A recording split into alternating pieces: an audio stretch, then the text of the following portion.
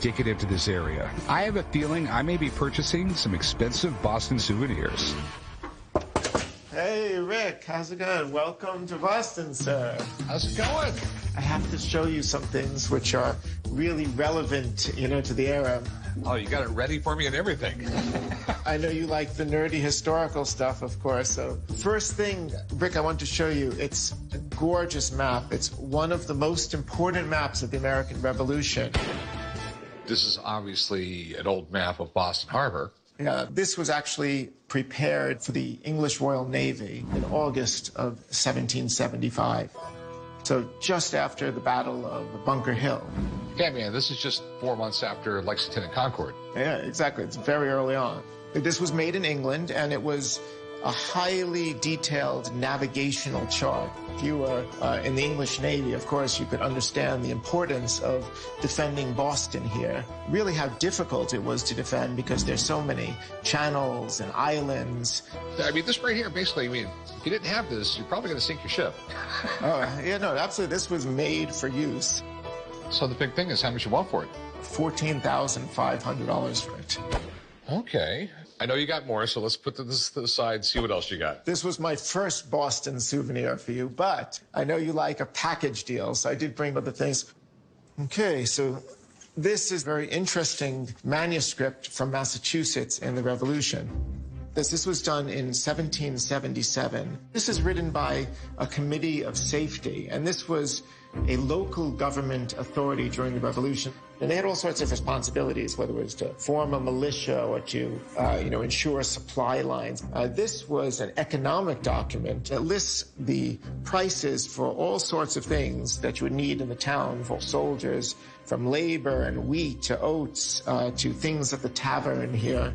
Okay, so how much you want for it? I was only going to ask $1,500. Only? Only. This is an important document of the Revolution. Okay, well, this is really cool, but I really think you're leaving the best for last. You're certainly right, I am. So what's the book? That book, Rick, is probably one of the most evil books ever written. So as you know, I saved the best for last. So what do we have? I can't read the title there. Well, have you ever been to Salem? I've been to Salem. So you know, of course, all about the witch trials in the 1690s in America. This mass hysteria. And this was probably the most important book of the witch persecutions. This is called the Malleus Maleficarum, which translates to the Hammer of Witches.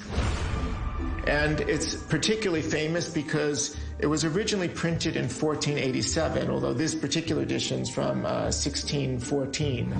And it was basically the legal handbook for witch persecutions. It's really the court procedure for identifying, for persecuting, and for putting witches on trial. And because of this book, so many thousands of people lost their lives. It's the bureaucracy of evil. All right, so it's really interesting. It's not a first edition, we know that. Yeah. Well, but it's an important book. How much do you want for it? Actually, like this particular copy, it was owned by Caspar Veltier, who was actually in the 17th century a judge who conducted witch trials. So you could see how this book was really used. I was only going to ask you $7,500. Which for this, I think, is actually really reasonable. So we have the book you want $7,500 for. Sure. Okay. We have the document from the Committee of Safety.